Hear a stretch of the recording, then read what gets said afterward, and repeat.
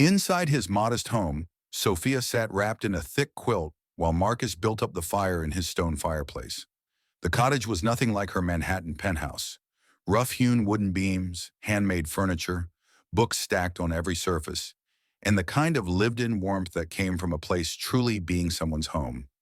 "Your phone's dead," Marcus said, returning from the kitchen with two steaming mugs.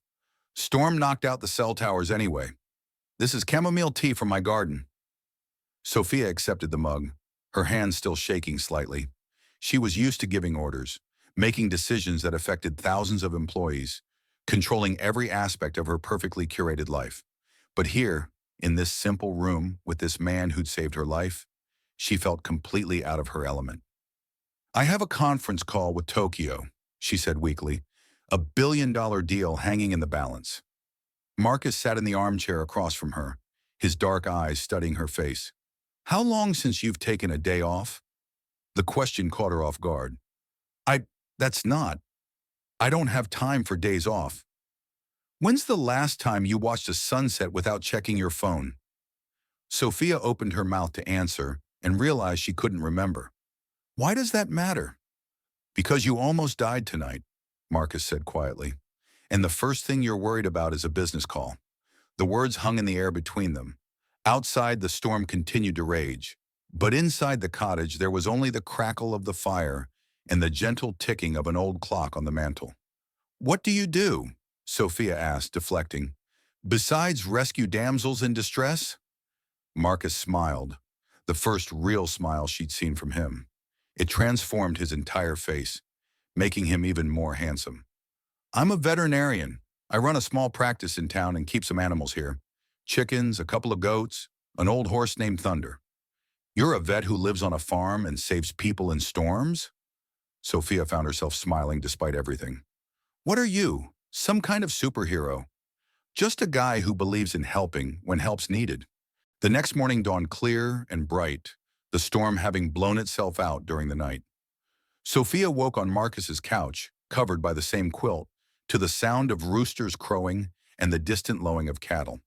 Sunlight streamed through windows that looked out over rolling green hills that stretched to the ocean.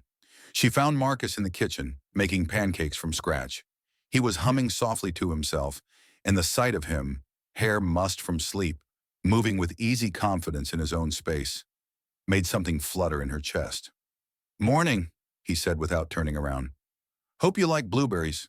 I picked them yesterday." "You pick your own blueberries?" "Among other things." He flipped a pancake with practiced ease. "The tow truck should be here around noon to deal with your car. Might be salvageable, might not." Sophia accepted a plate of pancakes that smelled like heaven.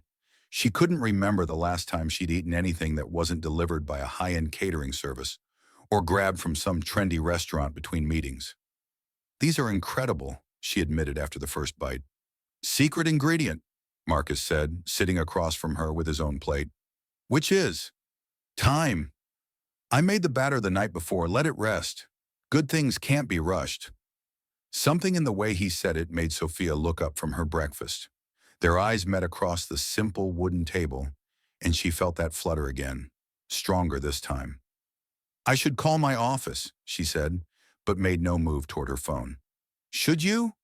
"I have responsibilities. People depending on me." "What about you?" Marcus asked. "Who takes care of Sophia Blackwood when she needs taking care of?" The question hit her like a physical blow. She'd built her entire identity around being the person who didn't need taking care of, who handled everything herself, who was always in control. "I take care of myself," she said, but her voice lacked conviction. Marcus reached across the table and covered her hand with his. His palm was warm and calloused, and Sophia found herself not wanting to pull away. "Everyone needs someone,"